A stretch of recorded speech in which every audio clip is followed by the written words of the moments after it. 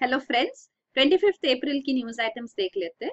The Hindu newspaper से ये 15 news items pickup की गई है। इनको डिटेल में डिस्कस करेंगे। पहली न्यूज आइटम है 25 CRPF main killed in Maoist attack. तो ये 25 सीआरपीएफ पर्सनल मारे गए, 7 इंजर हो गए। सुकमा डिस्ट्रिक्ट छत्तीसगढ़ में यह माओइस्ट अटैक हुआ। तो ये जो सीआरपीएफ पर्सनल थे वो एक्चुअली प्रोटेक्शन दे रहे थे रोड कंस्ट्रक्शन वर्क जो यहाँ चल रहा था। तो ये सेकेंड माओइस्ट अटैक हुआ in the last 50 days in this Sukma district Chhattisgarh. तो ये न्यूज है। अगला न्यूज आइटम है panel moves UID numbers for cows. तो ये agriculture minister in central agriculture minister का आइडिया है कि काउस को भी यूनिक आइडेंटिफिकेशन नंबर देना चाहिए ताकि उनको प्रोटेक्ट कर सके फ्रॉम काउ स्मगलिंग। फिर अगला न्यूज आइटम है Goldman prize for Niyamgiri hero. तो ये है मिस्टर प्रफुल्ला समंतरा। तो ये गोल्डमैन एनवायरमेंट प्राइज उनको मिला है, इंटरनेशनल प्राइज। तो ये हमने पहले भी डिस्कस किया थोड़े दिन पहले, जब होम मिनिस्ट्री ने अपनी रिपोर्ट में कहा था कि ये एनजीओ जो यहाँ पे एनजीओ नियमगिरी हिल्स में वर्क कर रही है वो एक्चुअली माओइस्ट का फ्रंट ऑर्गेनाइजेशन है। तो तब ये एनजीओ ने भी इसको रेफ्यूट किया था। तो इन्होंने एक मेजर रोल प्ले किया है। तो वही कह रहे हैं कि यहाँ पे ये ट्राइबल्स को मोबिलाइज कर रहे हैं अगेंस्ट द एक्टिविटीज या प्रोजेक्ट्स जो अंडरटेक किए जा रहे हैं। तो एक्चुअली यहाँ पे यूके बेस्ड वेदांत ग्रुप है, उनके साथ Odisha mineral state mining company ने अग्रीमेंट साइन किया था कि यहाँ पे उनको बॉक्साइट माइनिंग लीज दी जाएगी। तो ये इसके अगेंस्ट यहाँ पे इन्होंने प्रोटेस्ट इनिशिएट किया, पिटिशन फाइल किया सुप्रीम कोर्ट में। तो ये 2004 में अग्रीमेंट किया गया। जब ये अनाउंस हुआ था तब 2003 में ही उन्होंने पिटिशन फाइल किया था। ये सुप्रीम कोर्ट में पिटिशन पे हियरिंग फाइनली इनका रूलिंग आया इन 2013। तो तब सुप्रीम कोर्ट ने कहा कि यहाँ जो ग्राम सभा है उनका वोटिंग लेना चाहिए, उनका डिसीजन किया उस बेसिस पे क्या यहाँ माइनिंग प्रोजेक्ट आने चाहिए या नहीं वो डिसाइड करेंगे। तो यहाँ पे उनको ट्राइबल्स को मोबिलाइज करके ये 12 विलेजेस सिलेक्ट किए गए थे एडजॉइनिंग टू नियमगिरी हिल्स यहाँ पे। तो यहाँ पे ट्राइबल्स जो रहते हैं वो भी है ट्राइबल्स डोंगरिया कोन्स। तो ये डोंगरिया कोन्स ट्राइबल्स है। तो वो यहाँ पे नियमगिरी हिल्स को सीक्रेट मानते हैं और रिलीजियस मानते हैं और वो उनके कस्टडियंस है। उनको उनके प्रोटेक्शन का उनके जिम्मेदारी है। तो ये डोंगरिया कोन्स का मानना है। तो यहाँ पे उनको भी मोबिलाइज किया गया। प्लस यहाँ पे जो ग्राम सभा में वोटिंग हुई तो सारे ग्राम सभा ने ये रिजेक्ट कर दिया। तो इसीलिए इवेंचुअली एनवायरमेंट मिनिस्ट्री ने भी अनाउंस किया कि ये वेदांत ग्रुप को माइनिंग नहीं दिया जा सकता। तो ये bauxite mining, bauxite is the ore जिसमें से एल्यूमिनियम एक्सट्रैक्ट होता है। तो ये इसको कैंसिल किया गया या नियमगिरी हिल्स में ओडिशा में। तो ये इस इनिशिएटिव के लिए उनको ये गोल्डमैन एनवायरमेंट प्राइज दिया गया। तो ये और गवर्नमेंट कहती थी कि ये माओइस्ट का फ्रंट ऑर्गेनाइजेशन है, तो उन्होंने ऑफ कोर्स रिफ्यूट किया। और इंडियंस भी है जिनको ये अवार्ड मिला है Goldman environment prize, like Medha Patkar जो नर्मदा बचाओ आंदोलन वो लीड करती है। तो 5 और इंडियंस है जिनको ये अवार्ड मिल चुका है। तो ये अवार्ड 1990 से दिया जाता है एनुअली। अगला न्यूज आइटम है child artist can work for only 5 hours a day। तो ये actually child labour prohibition and regulation amendment act जो रिसेंटली पास हुआ 2016 में उस कॉन्टेक्स्ट में है।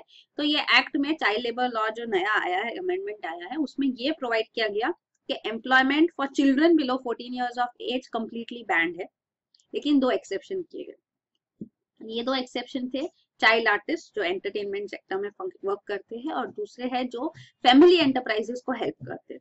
तो इसको काफी क्रिटिसाइज किया गया कि ये सब्जेक्टिव टर्म है, फिर फैमिली एंटरप्राइज है कि नहीं। तो ये एक्चुअली एक बैक एंड चैनल दे देता है कि in the garb of family enterprises child labour still continue करेगा।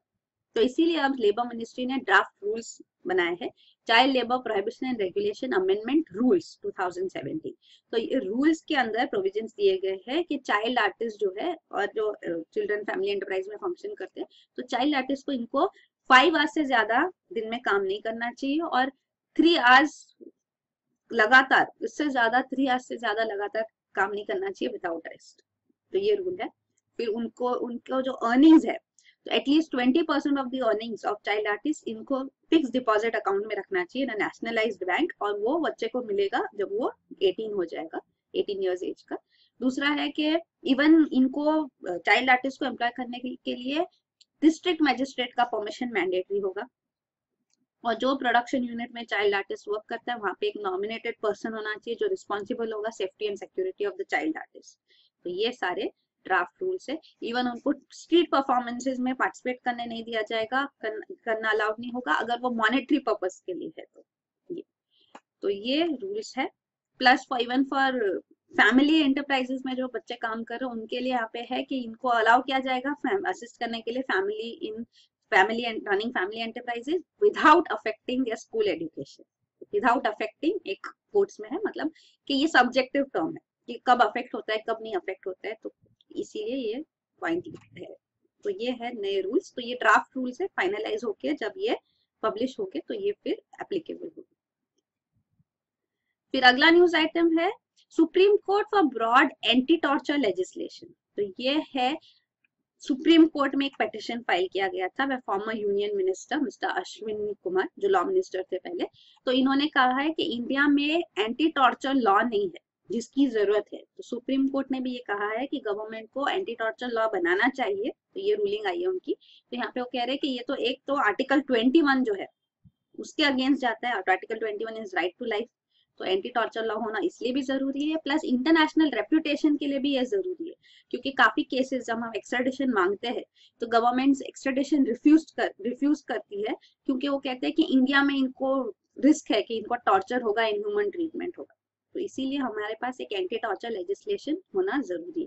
तो ये एक एग्जाम्पल जो सुप्रीम कोर्ट ने भी दिया वो किम डेवी के एक्सट्रेडिशन के बारे में था। तो ये डैनिश सिटीजन है, is a prime accused in Purulia arms drop case of 1995। तो ये डेनमार्क के नेशनल है और डैनिश कोर्ट ने ये एक्सट्रेडिशन प्ली कैंसिल किया, रिजेक्ट किया, क्योंकि उनको यही डर था कि इंडिया में टॉर्चर या इनह्यूमन ट्रीटमेंट हो सकता है। तो ये है। तो ये एक पॉइंट भी है, इसके लिए भी होना चाहिए। और ऑलरेडी हमने एक बिल इनिशिएट किया था, prevention of torture bill 2010 Lok Sabha में पास हुआ था। राज्यसभा की सिलेक्ट कमेटी को ये रिकमेंड किया गया था रेफर करने के लिए, पर अब ये बिल लैप्स हो चुका है। तो न्यू इनिशिएटिव्स लेना जरूरी है। ऑलरेडी इंडिया ने यूएन कन्वेंशन अगेंस्ट टॉर्चर को भी साइन किया है 1997 में, पर अब तक रेटिफाई नहीं किया है। तो उसके अंदर भी प्रोविजन है कि torture is a criminal offence. तो हम देखते हैं कि टॉर्चर कस्टडियल पुलिस कस्टडी में वगैरह टॉर्चर होता है, ये फैक्ट है, पर एंटी टॉर्चर लॉ नहीं है इसके लिए। NHRC national human rights commission भी जब इन केसेस को देखती है तो वो केसेस देखती है जो कस्टडियल डेथ्स होते हैं। तो टॉर्चर की वजह से जब डेथ हो जाती है तो उन केसेस पे एम्फेसाइज किया जाता है, पर torture as such related cases नहीं आते लाइमलाइट में। तो वो एक पॉइंट है कि एंटी टॉर्चर लेजिस्लेशन होना जरूरी है। तो इसीलिए यहाँ पे ये सुप्रीम कोर्ट ने अभी रीइटरेट किया है। तो ये एक्चुअली गवर्नमेंट का भी कहना ये है कि law and order is actually state subject. तो स्टेट गवर्नमेंट इस फेवर में नहीं है कि एंटी टॉर्चर लेजिस्लेशन होना चाहिए। और सेंट्रल गवर्नमेंट ये भी कहती है कि आईपीसी और सीआरपीसी में प्रोविजंस ऑलरेडी है सफिशिएंट, जो इस एस्पेक्ट को भी टैकल कर सके। और ये है पुरुलिया आर्म्स ड्रॉप्स केस जो 1995 का थे। तो ये पुरुलिया है इन वेस्ट बंगाल। तो यहाँ पे एक एयरक्राफ्ट AN-26 ने आर्म्स ड्रॉप किया था। तो ये इसके अंदर क्रू जो था उसमें ब्रिटिश नेशनल और लैटवियन नेशनल किम डेवी भी थे जो डैनिश नेशनल है। तो ये बाकियों को अरेस्ट किया गया था, ही एस्केप। तो अब उनका एक्सट्रेडिशन डिमांड किया जा रहा है। तो यहाँ पे इन्होंने स्टेटमेंट दिया है किम डेवी ने कि ये आर्म्स ड्रॉप किया गया था on the behest of the Congress government at the centre. तो वो वेस्ट बंगाल में लेफ्ट फ्रंट गवर्नमेंट के अगेंस्ट स्टेप्स ले रही थी, इसलिए आर्म्स ड्रॉप किया गया। तो लेकिन सुप्रीम कोर्ट में ये अलग बात भी सामने आई है कि कोई और एक सोशियो रिलीजियस ऑर्गेनाइजेशन था जिसके लिए ये आर्म्स ड्रॉप किए गए। तो इसकी क्लैरिटी अब तक नहीं है, पर ये कंसाइनमेंट जो उन्होंने आर्म्स कैरी कर रहे थे यहाँ पे AN-26 में वो थे 4 टन्स ऑफ वेपन्स। इसके अंदर AK-47 राइफल्स थी, 25,000 rounds of ammunition, anti tank grenades वगैरह सब इस पे एयरक्राफ्ट से ड्रॉप किया गया था। तो ये है पुरुलिया आर्म्स ड्रॉप केस। अगला न्यूज आइटम है मॉडरेशन सिस्टम टू एंड। तो सेंट्रल और स्टेट स्कूल बोर्ड्स ने अब डिसाइड किया है कि ये मॉडरेशन सिस्टम वो डिसकंटिन्यू करेंगे। तो मॉडरेशन में ये होता था कि एक्स्ट्रा मार्क्स कैंडिडेट्स को दिए जाते थे इन बोर्ड एग्जाम्स। तो ये इसकी वजह से मार्क्स काफी हाई हो जाते थे, तो उसकी कट ऑफ भी एजुकेशनल इंस्टीट्यूशन एडमिशन के लिए काफी हाई जाते थे। तो इसीलिए अब ये प्रैक्टिस को डिसकंटिन्यू किया जाएगा। जहाँ पे ग्रेस मार्क्स की जरूरत है वो ऐड किए जाएंगे, वो अवार्ड किए जाएंगे और वो मार्कशीट में मेंशन होगा। तो ये डिसाइड किया गया है।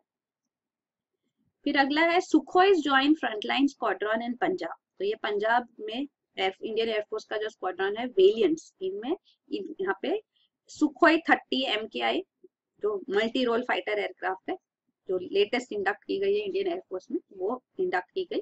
तो ये रिप्लेस करेगी MiG-23 जो पहले फ्लाई की जाती थी, जिसको 2009 में फेज आउट किया गया।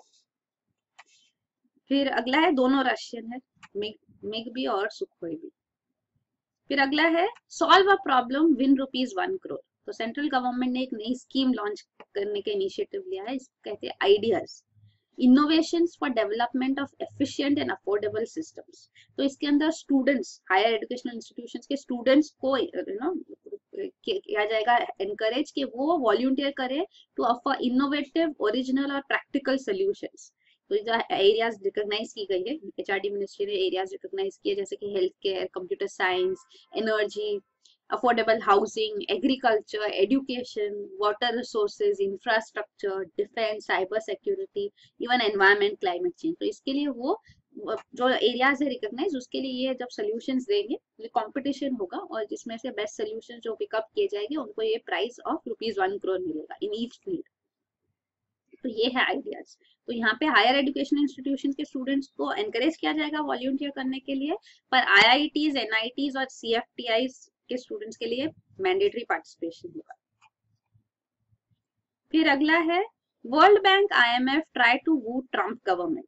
तो वर्ल्ड बैंक और IMF की रिसेंटली स्प्रिंग्स मीटिंग हुई थी, हमने कल भी डिस्कस किया था। फाइनेंस मिनिस्टर ने कहा, स्टेटमेंट दिया कि IMF ने अपना जनरल कोटा रिव्यू भी अब बैक कर दिया है, पुश कर दिया है, पोस्टपोन कर दिया है टू 2019। तो कोटा रिफॉर्म्स भी जरूरी है।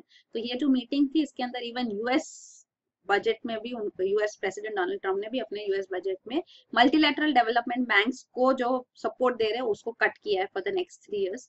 तो ये भी एक है। और यूके अभी प्रोमिनेंट डोनर आ रहा है in the top, so top donor after Brexit, UK is emerging as the top donor। तो उन्होंने 60 million pounds कमिट किए हैं for global concessional financing facility. तो यहाँ पे ये डोनेशन दिया जाएगा टू जॉर्डन एंड लेबनान। तो ये refugees from West Asia host करते हैं यहाँ पे है, तो उनको सपोर्ट करने के लिए दिया जाएगा। तो world bank president Jim Yong Kim, इन्होंने एक इम्पोर्टेंट स्टेटमेंट दिया कि अब वर्ल्ड बैंक का इनिशिएटिव फोकस है on humanitarian development peace nexus. Traditional system जो था डेवलपमेंट अप्रोच से, अब वो अप्रोच चेंज हो रहा है। तो इसीलिए वो काफी ये रेफ्यूजीज जो होस्ट कर रहे हैं वो कंट्रीज को भी सपोर्ट कर रहे हैं, मिडिल इनकम कंट्रीज जहाँ पे रेफ्यूजी क्राइसिस है उनको सपोर्ट कर रहे हैं। तो ये अब फ्रेश इनिशिएटिव जो वर्ल्ड बैंक भी ले रहे हैं, तो ये ओरिएंटेशन चेंज, ये स्टेटमेंट इंपॉर्टेंट। फिर अगला न्यूज आइटम है, Ghana, Kenya, Malawi to pilot malaria vaccine. तो वर्ल्ड्स फर्स्ट मलेरिया वैक्सीन का अब रियल लाइफ ट्रायल्स किए जाएंगे फ्रॉम 2018। तो ये जो अफ्रीकन कंट्रीज है यहाँ पे किए जाएंगे। तो ये वैक्सीन डेवलप की गई है by British drug maker GlaxoSmithKline। तो इसका नाम है मॉस्क्विरिक्स, या इसको पहले RTS कहते थे। तो ये इंजेक्टेबल वैक्सीन है जो बच्चों को दी जाएगी, तो इससे उनको मलेरिया से प्रोटेक्शन मिलेगा। मलेरिया के केसेस अफ्रीका में काफी ज्यादा है, 91% ऑफ ऑल मलेरिया डेथ्स अकर इन सब सहारा अफ्रीका। तो इसीलिए ये वैक्सीन इंपॉर्टेंट है। इसके क्लिनिकल ट्रायल्स किए गए हैं, पर उसके अंदर इसकी एफिशिएंसी सिर्फ पार्टली इफेक्टिव आया है। तो ये बस ओनली पार्टली इफेक्टिव। तो इसीलिए अब रियल लाइफ ट्रायल्स करके भी क्या रिजल्ट्स आते हैं उसके बेसिस पे वर्ल्ड हेल्थ ऑर्गेनाइजेशन भी इसको एंडोर्स कर रहे हैं। तो वो फिर डिसाइड किया जाएगा whether it should be fully endorsed और नॉट। तो ये फर्स्ट रियल लाइफ ट्रायल्स अब स्टार्ट हो गया। तो ये मलेरिया इंसिडेंट्स भी है, देख सकते हैं अफ्रीका, इवन इंडिया में काफी केसेस है, साउथ अमेरिका, ये रीजन्स अफेक्टेड है। फिर अगला न्यूज आइटम है, only 6 of top 20 H1B recipients are Indian firms. तो ये स्टेटमेंट आया IT इंडस्ट्री बॉडी जो इंडिया में है, नास्कॉम से। तो ये US गवर्नमेंट के कमेंट आए थे कि H1B वीजा लॉटरी सिस्टम में किया जाता है, मतलब H1B वीजा एप्लीकेशन आते हैं तो जो सिलेक्ट किए जाते हैं वो लॉटरी से किए जाते हैं। तो इनमें उन्होंने कहा था कि काफी सारे ये इंडियन फर्म्स वीजाज ले लेते हैं क्योंकि वो इवन डुप्लीकेट एंट्रीज डालते हैं। तो ये काफी मेजर चंक ये साइड कर लेते हैं। तो अब स्टेटमेंट नास्कॉम से आया है कि आउट ऑफ टॉप 20 इवन खाली 6 ही इंडियन फर्म्स को मिलती है वीजाज। तो TCS, इन्फोसिस, ये 2 मेजर इंडियन फर्म्स हैं, तो इनको काफी कम वीजाज मिलती है। तो even Indians, actually Indian national जिनको H1B वीजाज मिलती है वो 71% है, लेकिन इंडियन फर्म्स इनको नहीं हायर करते। US फर्म्स, अदर फर्म्स भी इनको US में हायर करते हैं, नॉट जस्ट इंडियन फर्म्स। तो ये उन्होंने नास्कॉम ने स्टेटमेंट दिया है कि cumulatively all Indian IT companies का देखा जाए तो they get less than 20% of total approved H1B visas. फिर अगला न्यूज आइटम है China revokes licences of 29 steel firms. तो चाइना ने अपने कंट्री में ये 29 स्टील फर्म्स के लाइसेंसेस रिवोक कर लिए और उनका लॉन्ग टर्म प्रोडक्शन सस्पेंड कर दिया है क्योंकि वो गवर्नमेंट के कैपेसिटी एंड पोल्यूशन रिक्वायरमेंट्स के नॉर्म्स को फॉलो नहीं कर रहे थे। तो ये इसीलिए इम्पोर्टेंट है क्योंकि रिसेंटली काफी न्यूज आया है regarding steel, over production of steel in China, जिसकी वजह से स्टील दाम पे भी किया जा रहा है और यूएस स्टील इंडस्ट्री को भी अफेक्ट होता है। इवन इंडिया ने मिनिमम इंपोर्ट प्राइस लाया था फॉर स्टील। तो ये एक ग्लोबल इशू हो गया था। तो अभी चाइना अपनी कंट्री में भी स्टेप्स लिए जा रहे हैं कि चाइनीज स्टील फर्म जो इलीगली यहाँ पे फंक्शन कर रहे थे, नॉट फॉलोइंग द नॉर्म्स, उनके ऊपर एक्शन लिया जा रहा है। फिर अगला न्यूज आइटम है India aims to cut oil products imports as it spurs alternatives. तो इंडिया का ऑयल इंपोर्ट्स काफी ज्यादा है, तो अब गवर्नमेंट इनिशिएटिव्स ले रही है कि ऑल्टरनेटिव फ्यूल्स को प्रमोट किया जाए, जैसे कि मिथेनॉल ट्रांसपोर्ट सेक्टर में यूज किया जा सकता है, सेकेंड जनरेशन इथेनॉल, तो बायोमास जैसे कि बैम्बू, कॉटन स्ट्रॉ से इथेनॉल एक्सट्रैक्ट किया जा सकता है, और जो मैंडेटरी ब्लेंडिंग है ethanol with gasoline, at least 5% ethanol to be blended with gasoline, तो ये इसको फुलफिल किया जा सकता है। नेचुरल गैस यूज इंक्रीज करना चाहिए। तो presently 6.5% of total energy natural gas contribution है, तो इसको एटलीस्ट 50% तक लाना चाहिए। तो ये सारे टारगेट्स रखे गए हैं और ये न्यू दिल्ली ये है। और प्लस एलएनजी बंकर पोर्ट्स भी डेवलप करने चाहिए, इंडिया वो डेवलप कर रही है, इलेक्ट्रिक व्हीकल्स प्रमोट कर रही है। तो ये सारे स्टेप्स लिए जा रहे हैं ताकि ऑल्टरनेटिव फ्यूल्स को डेवलप किया जाए ताकि ऑयल इंपोर्ट्स कम हो सके। फिर अगला न्यूज आइटम है government to auction mines for coal to gas projects. तो ये गवर्नमेंट ने अभी कोल माइनिंग ओपन करने वाले हैं, ऑक्शन होने वाला है कोल ब्लॉक्स का, वो न्यूज में था ही। तो अब कोल सेक्रेटरी यहाँ कह रहे हैं कि कोल ब्लॉक्स जो ऑक्शन किए जाएंगे तो उनको डेवलप करना होगा through coal to gas, coal to liquid या कोल टू पॉलीकेमिकल प्रोजेक्ट्स। तो ये सारे प्रोजेक्ट्स एंडोर्स किए जाएंगे ताकि कोल यूज भी हो और क्लीन एनर्जी हो, कार्बन एमिशंस रिड्यूस भी हो। तो ये टारगेट है। तो इवन इससे भी इंडिया का इंपोर्ट बिल काफी कम हो जाएगा। तो ये प्राइवेट सेक्टर का ऑक्शनिंग अब होगा। उन्होंने ये भी क्लैरिफाई किया है कि ये जो कैंसल्ड कोल ब्लॉक्स है, कोल स्कैम के बाद जो सुप्रीम कोर्ट ने कोल ब्लॉक अलोकेशन कैंसिल किया था, वो ब्लॉक्स नहीं थे, ये फ्रेश ब्लॉक्स अलोकेट किए जाएंगे बाय ऑक्शन। तो जो कोल स्कैम भी था वो CAG, controller and auditor general of India ने सामने लाया था, तब ये कोल ब्लॉक्स जो अलोकेट किए गए थे वो ऑक्शन से नहीं किए गए थे, आर्बिट्ररीली किए गए थे। इसीलिए कैग ने कहा इसकी वजह से एक्सचेकर को काफी नुकसान हुआ। तो 2004 टू 2009 अगर एस्टिमेट लगाया जाए रेवेन्यू लॉस का, तो अराउंड 1,86,000 करोड़ का लॉस था। तो ये स्टेटमेंट्स थे, सुप्रीम कोर्ट में भी ये केस गया और जो कोल ब्लॉक्स अलोकेट किए गए थे उनको कैंसिल किया गया। तो ये कोल स्कैम भी था। और लास्ट न्यूज आइटम है के विश्वनाथ विंस फाल्के अवार्ड। तो ये के विश्वनाथ जो फिल्म मेकर और एक्टर है, मेजरली उन्होंने तमिल एंड तेलुगु फिल्म्स और इवन हिंदी फिल्म्स में वर्क किया है, तो उनको दादा साहेब फाल्के अवार्ड दिया गया फॉर द ईयर 2016। तो Dada Saheb Phalke award is the highest award in cinema. तो ये Dada Saheb Phalke, who is called the father of Indian cinema, उनके नाम पे है। तो ये उन्होंने इंडिया की first full length feature film बनाई थी राजा हरिश्चंद्र इन 1930। तो ये न्यूज है। तो यही है न्यूज आइटम्स। Thank you.